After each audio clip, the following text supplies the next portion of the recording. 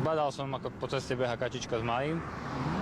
Zastal som a v kanáli som videl, že sa pohybujú ďalšie malé. 6 mláďat spadlo do hlbokého kanála krytého mrežou, ich mama sa k ním nevedela dostať a pobehovala po rušnej ceste. Všimol si ju okolo idúci vodič, ktorý neváhal zavolať hasičov.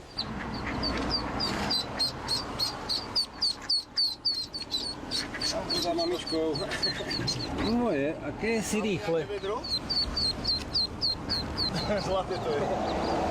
Upozorňovali odstavenými blikajúcimi autami okolo idúcich vodičov na to, že sa na ceste niečo deje, aby spomalili. Ďalšie mláďa uviazlo na druhej strane cesty. Hasiči liezli do kanála popri autách, ktoré cestou prechádzali. V premávke si tak museli dávať pozor aj sami na seba.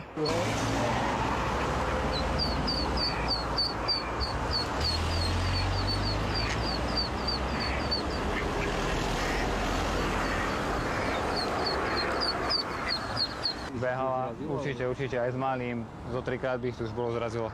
Kačacia rodina prešla z Hrona cez 2 dvojprúdovky plné aut. Hasiči ich naložili do vaku a odviezli späť k vode. Všetky sa bezpečne vrátili tam, odkiaľ sa vybrali na výlet. Oni pôjdu za ňou.